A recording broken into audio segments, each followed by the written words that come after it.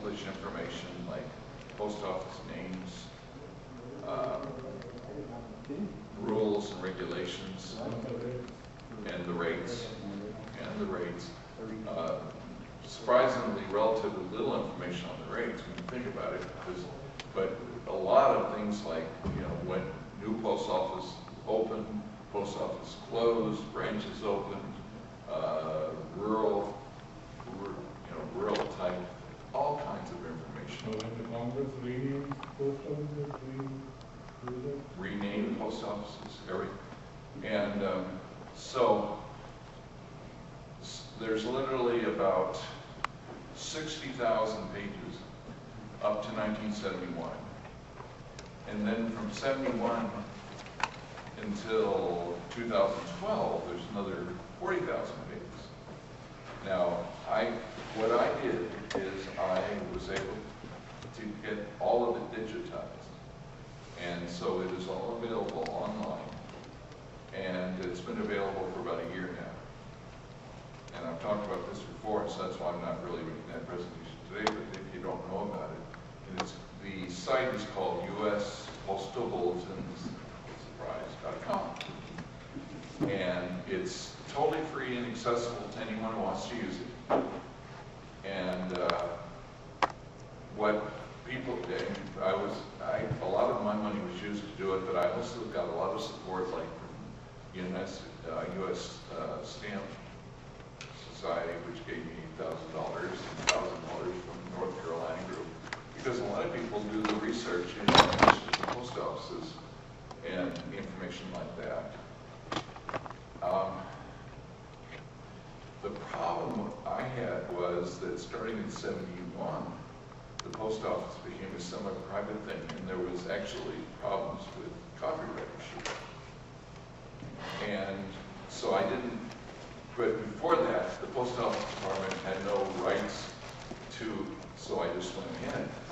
So it took me almost a year to get the Postal Service to agree that I wasn't trying to rip them off, and they'd be willing to let me do it. And I signed a contract about 2 months ago, which they agreed that I could utilize the postal bulletins from 1972 to 2012. And there's microfilm copy of the United States Postal Service Library, which I've been able to borrow. It's been scanned about a week ago.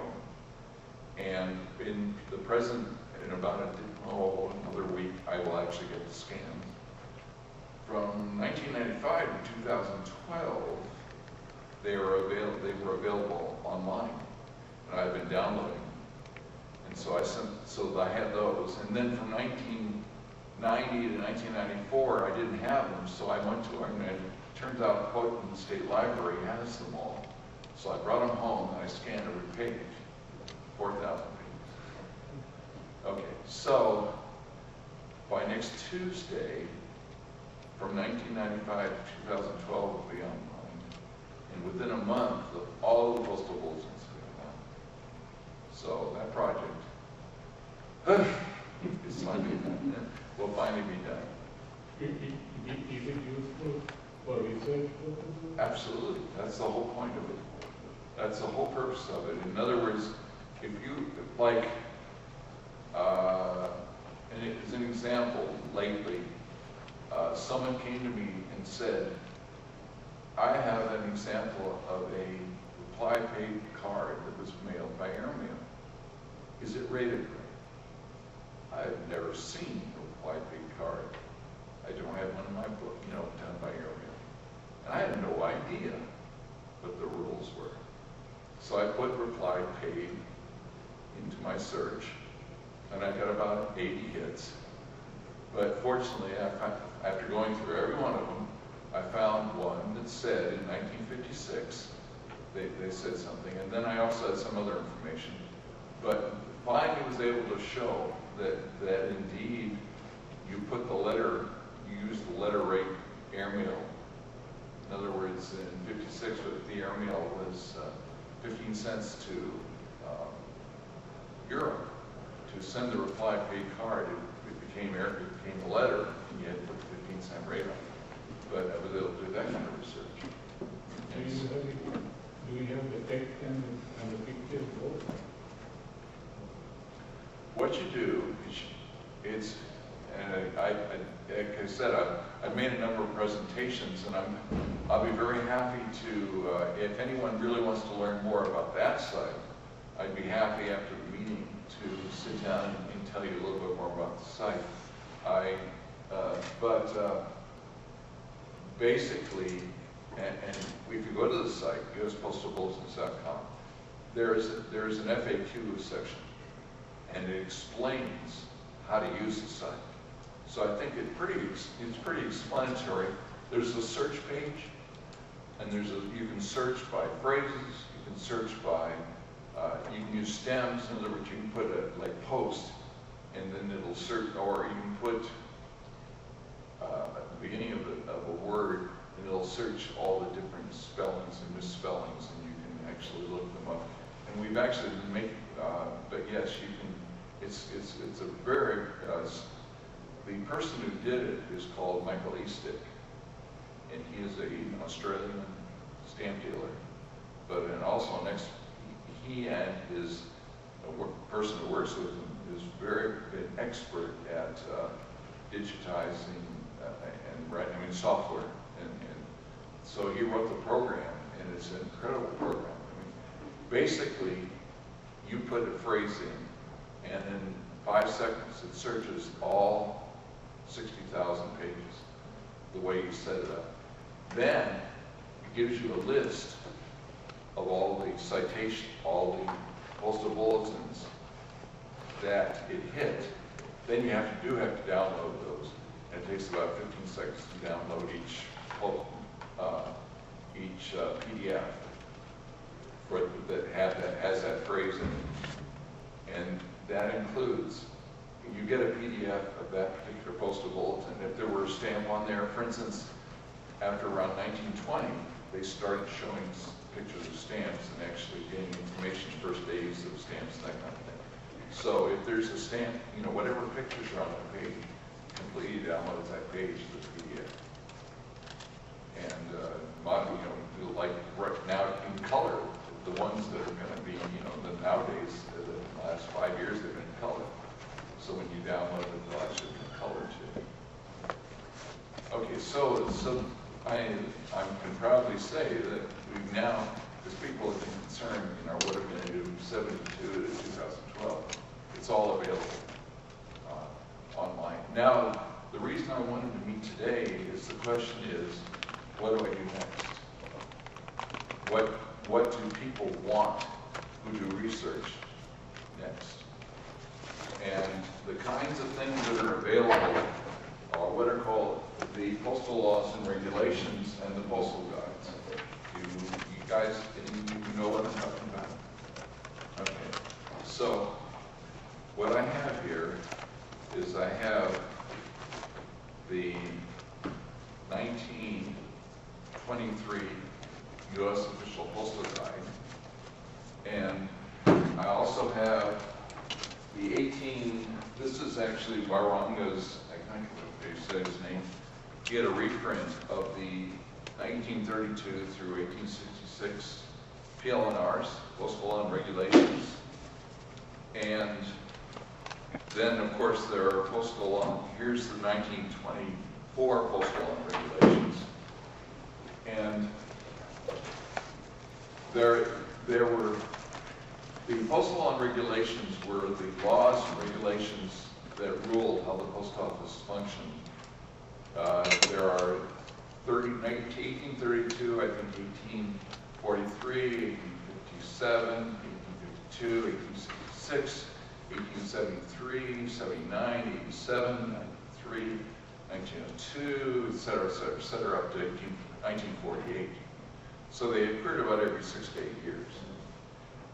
The postal guides were published every year starting in 1876. The postal guides, they also were published quarterly. The postal guides were also published quarterly or even monthly, the postal guides. And so there's, in addition to the yearly ones, there were the quarterly ones. So needless to say, the number, and by the way, in the postal guides, There was information about, again, often integrate information between one postal PLNR and the next one. There would be information about new rules that would be promulgated that would be sent out. Who makes these laws? The Congress makes? Postmaster General usually. Congress and others? These were usually things from Congress might have statutes that they passed, and that would rule what the Postmaster General did. But often the Postmaster General made his own decisions and sent the information out. And in addition, the postal guides have a list of all the post offices. And for instance, I mean, literally, in a 1,000-page postal guide, there might be 600 pages of post offices from all the states. Some of them, they'd have them all in alphabetical order. Then they'd have them separated by county and state. And it was amazing what they would do. How many post offices in the US? About 6,000? Oh, many more than that. Hundreds of thousands. And then close it down? Well, they do, but still, when you think about it, it's an incredible number. And put a lot of dead post offices, of course. And of course, the point of doing, even doing the digitizing the postal bulletins is there are people within states that collect just the cancels. You know, Mark Hoffley of Ohio, or Oregon, or Oklahoma, or North Carolina. I'm naming cities, the states that I know have very, very active. And Hellblock, of course, published in their books of, you know, the post offices from various states. Does And- it include Hawaii? I'm sure.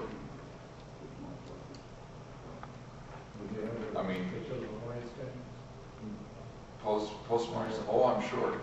Again, I wouldn't know because, you know, I mean, I'm from Oregon myself, but I talk a lot with, you know, like the North Carolina group is, you know, like Bill DiPaolo, Dick Winter, et cetera, you know, our very active group. Joe Crosby is very active in Oklahoma, and there's a small group there. So there, you know, it's amazing. It's one of the things that a lot of people get into. You know, you often collect your own county. You know, and some people collect just every postmark, try to collect every postmark from the county. So they need to have lists of the post offices. And talking to, you know, Jim Forty, oh, by the way, another thing that's on the list, because Jim Forty did it, Jim Forty over the years has been putting together a list of all the post offices in the country. And he has their opening dates, their closing dates. It's not complete, but, you know, everything that comes out, like the Hellblock books, he puts them all together. And of course, he actually if you go to the site, there's a banner at the top, and there's the post office one. You can click on it, and you can search. You can say you're interested in Raleigh. How many Raleighs are you? You can put Raleigh in, and they'll give you all the Raleighs, you know, the various cities, or Portland. How many Portland? You know, obviously it's Portland, Maine, Portland, Oregon. There's other Portlands. So you can so you can search that and find out the opening and closing dates. So a lot of that information. The point is, a lot of that information is available. And so my real question today, and this is really why, and I've been not just talking with you all, but I've been talking with people like Roger Brody here and Bill DiPaolo. What do we do next? You know, what do I digitize next? And that's why I handed you copies of PLNR, and we're talking about what's in these various things. You know, what do people need next who are doing this kind of research besides, you know, the postal bulletins? What would be helpful? Because I'm willing to go ahead and A, do the scanning and digitizing that needs to be done, and B, try to get people to donate money to help me support them on my projects too. So I don't know if anyone has any input. That's really this whole show to me is about getting input from not necessarily just here, but from anyone, any ideas about what they want to see digitized, what would be helpful for them. Does the BIA, the Bureau of Engraving and Printing have its archives still, or did they donate it up to the Postal Museum? No, they haven't donated. I'm sure they haven't donated. Pardon? The previous speaker in there said that they don't have the bureau records. They have At the museum. a lot of data about production. Right, well, that's production, of course, and that's another real aspect, you know, and people do that research, you know, it's something that's really beyond me, and that's what the U.S. specialists, they still have articles constantly about, you know, production and the information about production, you know, and to be honest, I'm not interested. But, you know, that's irrelevant, just, I mean, I don't mean that negatively, because that's the great thing about our hobby, is there's so much we can all do. And let me, you know, right now, for instance, the thing, I collect return to sender mail. And I started doing research on that, going through the PLNRs and postal guides. And my God, is it complex. And I have to admit, I can't wait to have my PLNR. I mean, I have the PLNRs, I bought them. But it's a pain to go through them section by section. And so to have them searchable would be really great. So my question is, you know, what kind of research are you doing that you can't do? And if you don't have, you know, that's okay. I don't expect to get answers today necessarily from you all. But I've been talking to Roger Brody and Bill DiPaolo, you know, trying to find out what kind of things people have tried to research and maybe been unsuccessful about, besides production. Well, postal history, I tried to search for RFB information. I didn't find a lot. In the Postal bulletins. okay, so I need to, so I should look in the PLNRs and see if there's much in there, or the postal guides, and see what, see that may be the other thing. The RFD started around 96, 5, so maybe it would be useful to have, from that point of view, from 95 to you know, to 2010, 1910, which is a lot. Yeah. What year was the post office established? 1896? Was what? What was the year post office was established by the Congress? 1792. 1792? Yeah. Do you have record from that day? No, but the nice thing about the PLNRs, and one of the negative things about the postal bulletins, they only started in 1880. Whereas the PLNRs that I have access to, they started in 1804. And I actually have seen copies of them in between 1804 and 1832. But fortunately, there were reprints from 1832, 47, 57, and so there are reprints starting in 1832.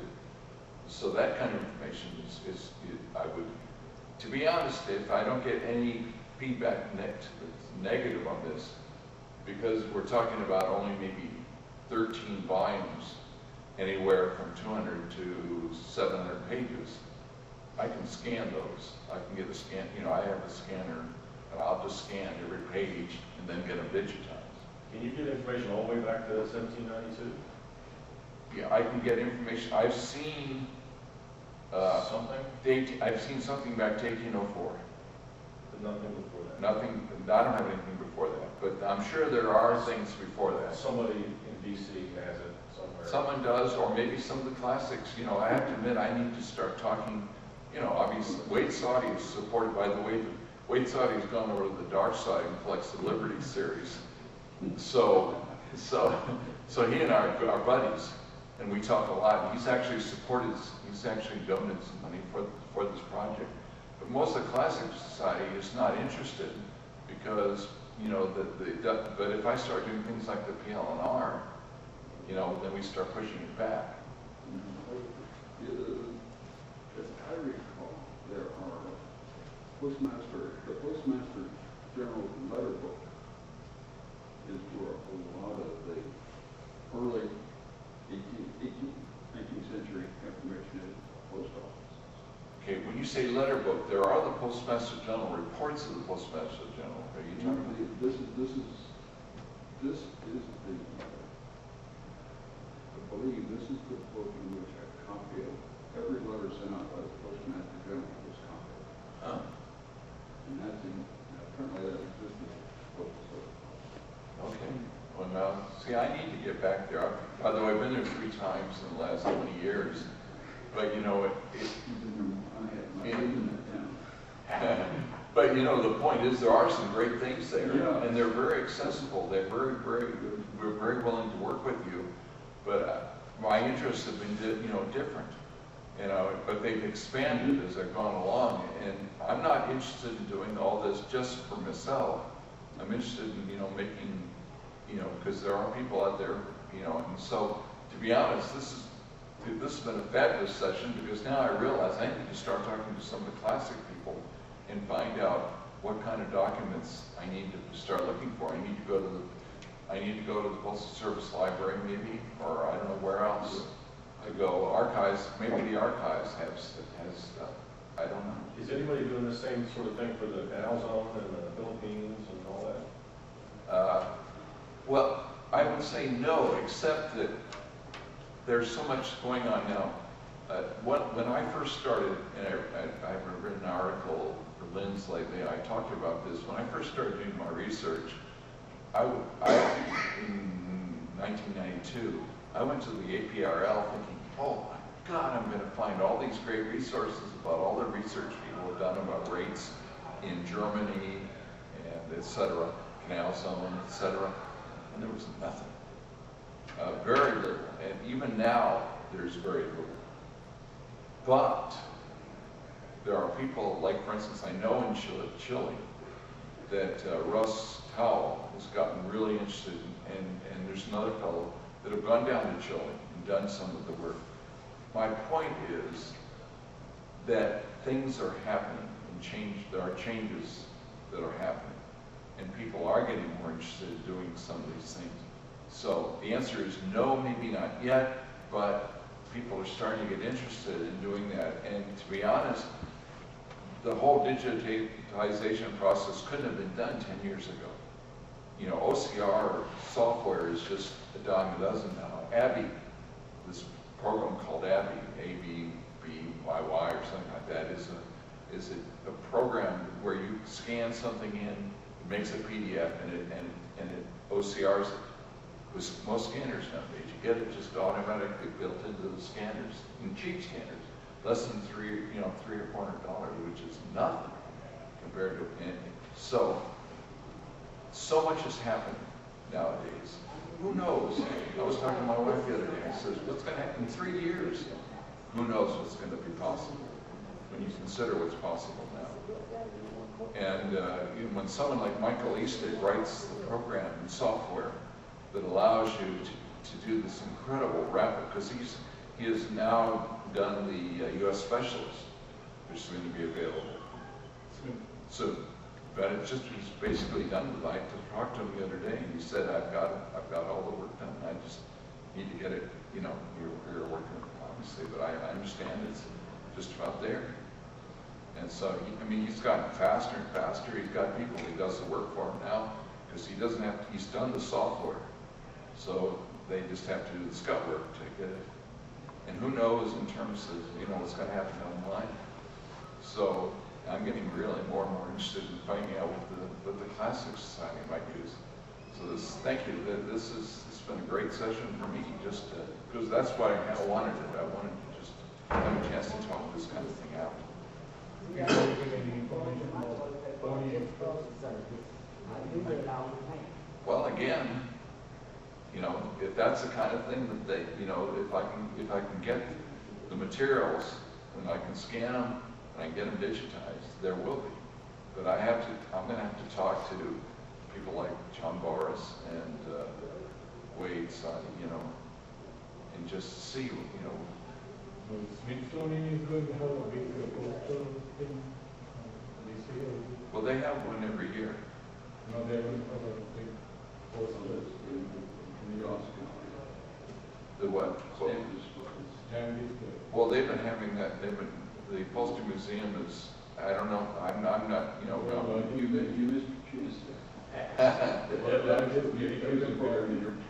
yeah, because I know they're getting more and more involved in doing, you know, that David Strait, sad, but David Strait was one of the people that got a lot of, you know, this annual seminar that they're having, I think was in the fall. So that I don't know, I'm sorry. I can only do so much. But the Postal Museum is becoming more and more active, and they're doing more and more things. These books, do they give the stamps issued every year by the Postal Service? The postal bulletins have all, starting around 1950, every issue, or even earlier, every issue, they have the first days of them, the descriptions of the issues. So, I mean, every issue that comes out is in the, that's one of the things, of course, I'm not at all interested in that, but the point is, all that first day your information starting in 1925 is available in the postal bulletins. I mean, it's just an incredible resource. You know, a lot of things you wouldn't even think about. You know, certainly I didn't, you know, I in my own mind when I was doing it, I did know that there were announcements about big issues.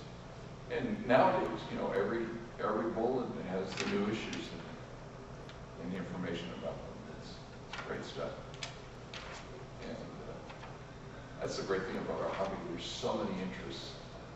And that's why the postal bulletin is so valuable, because it really does cater to a lot of, there's a lot of information about airmail, you know, not just rates, but about routes and, you know, those being set up, anything. And you can get these postal bulletins about all the issues on this website? Correct. Just put in, like, as an example, put in the 10-cent independent haul issue, which is, you know, one of the livery stamps. So there's you can search by phrase. There's a number of ways to search this. I apologize. If I'm going to be here all weekend, and my good roommate there has brought his, I'm sure I can find someone else who's got access to the internet, and we can just go to the site and just show you really easily. But anyway, all you do is you put in, one of the searches is by phrase, and you put in whatever the stamp is, and it'll find the page where that announcement is. I've done it myself for a couple of issues.